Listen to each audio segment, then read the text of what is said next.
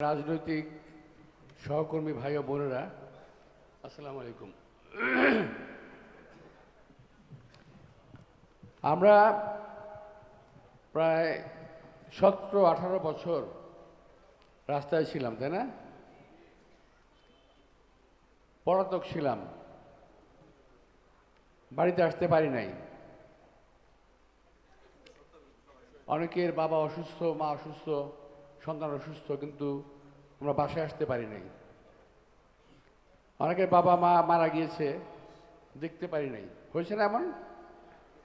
সারা বাংলাদেশের বিএনপির প্রতিটি নেতা কর্মী এই সমস্যায় ভুগেছে। আমাদের আমিও ভুক্তভোগী হয়েছি। এরপর দীর্ঘদিন অতিক্রম করেছি আমরা। এখন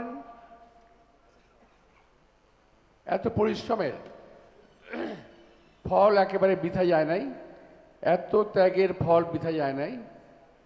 আমরা যে কারণে যুদ্ধ করেছি, কষ্ট করেছি, সেটা ছিল আমাদের ভোটের অধিকার অর্জন করা, ভোটের অধিকার প্রয়োগ করা, কথা বলার অধিকার অর্জন করা। আল্লাহর রহমতে সেখানে আমরা সফল হয়েছি, কিন্তু এর বিনিময়ে আমাদের অনেক ত্যাগ করতে হয়েছে, অনেক ত্যাগ, অনেক সময়, অনেক বছর কষ্ট করতে হয়েছে আমাদেরকে। দীর্ঘ প্রতীক্ষিত এই সময়টা অত্যন্ত কাঙ্ক্ষিত। এটা আমরা চেয়েছিলাম এই সময়টা আসুক। আমাদের যত পরিশ্রম আমরা করেছি, আগামী 12 তারিখ সেটা একটা ফল আমাদের ঘরে তুলতে হবে। এই জন্য আজকে আপনাদের এখানে আমাদের পোলিং এজেন্টদের একটা বিশেষ ট্রেনিং হচ্ছে। আমি বেশি বক্তব্য দেব না। এই পোলিং এজেন্টটা হলো আগামী দিনে বাংলাদেশ কোন দিকে যাবে, গণতান্ত্রিক দিকে যাবে না গণতন্ত্রের পথে হাঁটবে, এটাই হলো আমাদের এই 12 তারিখে নির্ভর করবে। আর এটা নির্ভর করবে আমাদের পোলিং এজেন্টদের কৃতিত্বের উপর, আমাদের পোলিং এজেন্টের পরিশ্রমের উপর, পোলিং এজেন্টদের একাগ্রতার উপর। পোলিং এজেন্ট কিন্তু সহজ কাজ নয়, এটা কিন্তু অনেকেই ভুল করবেন না। এটা আগে মানসিক প্রস্তুতি নেন। এটা সহজ কাজ না। যদিও মারামারির ভয় নাই, গ্রেপ্তার হওয়ার ভয় নাই, কোনো সমস্যা নাই, তারপরও কাজটা কিন্তু অত্যন্ত দায়িত্বপূর্ণ এবং দায়িত্বশীল কাজ। আপনি মনে রাখবেন, এই নির্বাচনের ফলাফল সঠিকভাবে ঘরে আনার দায়িত্ব হলো এই পোলিং এজেন্টদের।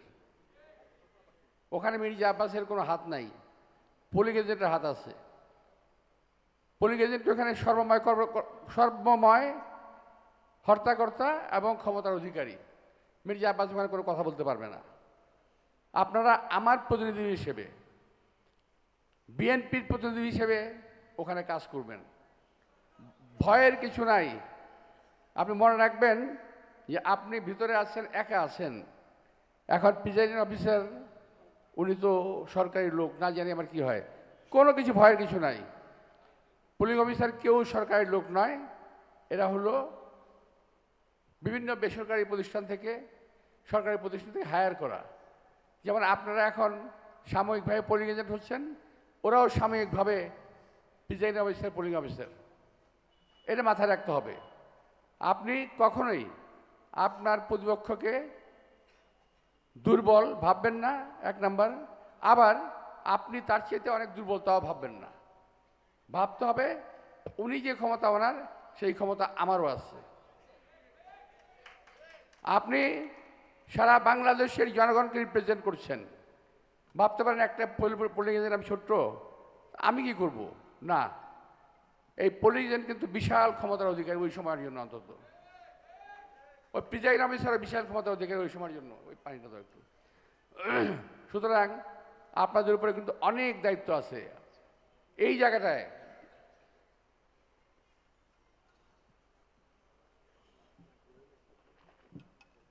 এই জায়গাটায় আপনারা ভুল করবেন না এবং গাফলতি করবেন না। যতটুকু দায়িত্বশীল হওয়া দরকার তার চেয়ে বেশি দায়িত্বশীল হবেন। মনে রাখতে হবে যে আমরা এত বছর এত কষ্ট করলাম, পরিশ্রম করলাম, সেই পরিশ্রমটা আপনার একজনের একদিনের 1 মিনিটের ভুলে এবং অবহেলায় যেন আমরা নষ্ট না করে দিই, যেন ক্ষতি না হয়ে যায়। এই কথা মনে রাখবেন প্লিজ। আমি আপনাদের আবারও বলছি, সিস্টেমটা হিরু এবং অন্যান্যরা আপনাদেরকে বলবে। আমি ছোট ছোট কয়েকটি কথা বলে যাচ্ছি যেগুলো আমার মনে পড়ে, যে ছোট ছোট ভুল, ছোট ছোট আমরা খেয়াল করি না। যেমন ধরেন, বিরোধী পক্ষের পোলিং এজেন্ট দেখলেন খাওয়ার টাইমে ওর কাছে খাওয়া চলে গেছে, কিন্তু আপনার কাছে খাওয়া আসে নাই। হতে পারে ওই পোলিং এজেন্ট আপনাকে খাওয়া দেওয়ার চেষ্টা করবে যে ভাই আমার কাছ থেকে শেয়ার করে খান, নিজের উদারতা দেখাবে, ফলে আপনি একটু দুর্বল হয়ে পড়বেন। এই কথাটা খেয়াল রাখবেন। এবং আমি এবং আমার সঙ্গে যারা কাজ করছে, আমি চেষ্টা করব আপনাদের সকল অভাব ভিতরে পূরণ করার জন্যে, সকল প্রয়োজনীয় জিনিস পূরণ করার জন্যে। তারপরও ভুল হতে পারে, কিন্তু ওখানে আপনারা রাগ করবেন না।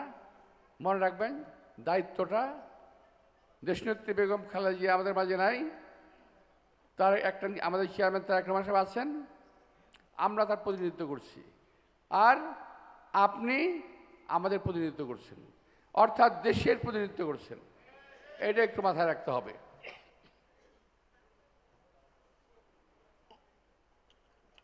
ভাই বোনেরা, আমি ছোট্ট কয়েকটি কথা বলি।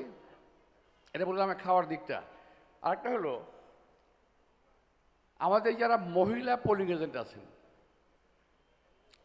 আমি মহিলা পোলিং এজেন্টের বিশেষ দৃষ্টি আকর্ষণ করছি। খেয়াল রাখবেন, বোরকা পরে যারা যাবে ওদের দুটি হাত, বোরকার পকেট, এগুলো চেক করতে হবে, হাত ধরে দেখতে হবে, আর এরা মহিলা না পুরুষ নিশ্চিত হতে হবে। ঠিক আছে? আমরা অবশ্যই বাইরে থেকে চেক করব, কিন্তু ঝামেলা হতে পারে। কিন্তু ভিতরে আপনি একজন মহিলা, আপনি তার পর্দারে উঠিয়ে দেখবেন। যিনি ভোট দিতে আসবেন চেহারা দেখাবেন না, এমন ভোটারকে আপনি অ্যালাউ করবেন না। যদি দেখা যায় যে হ্যাঁ এই ভোটারের ভিতরে কিছু সমস্যা আছে, সঙ্গে সঙ্গে পুলিশ ডাক দেবেন, সঙ্গে সঙ্গে ভিতরে একটা ই করে ফেলবেন, সমস্যা একটা অবস্থা তৈরি করবেন যাতে সে ভোট দিতে না পারে।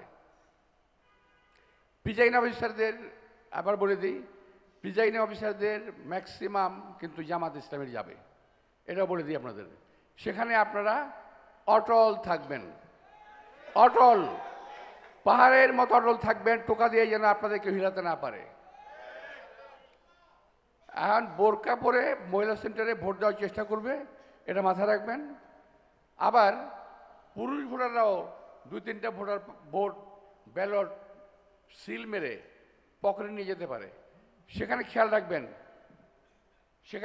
রাখবেন ব্যালট পেপারে যখন বক্সে ঢোকানো হয়, এটা আপনার সামনে ঢোকানো হবে, খোলা। কয়টা ব্যালট যাচ্ছে এটা আপনি সিরিয়াসলি খেয়াল করবেন, যে ভোটার কয়টা ব্যালট ঢুকালো। একটা ঢুকানোর পর পকেট থেকে বের করে একটা দেবে কিংবা হাতে করে নিয়ে যাবে, এটা খুব খেয়াল রাখবেন। এটা আমার মনে হলো। ভোট গণনার পর মুড়ি এবং ভোটার মানে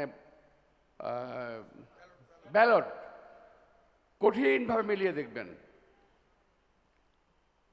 মুড়ি এবং ব্যালট, দেখা গেল মুড়ির সংখ্যা 20টা, ব্যালটের সংখ্যা 50টা কিংবা 30টা, ধরে বসবেন। এবং যদি বলে প্রিজাইডিং অফিসার যে আমরা এটা পরে দেখব, কোনো অবস্থাতেই পরে দেখার সুযোগ নাই, ওখান থেকে বেরোতে দেবেন না, ওখান থেকে বেরোতে দেবেন না।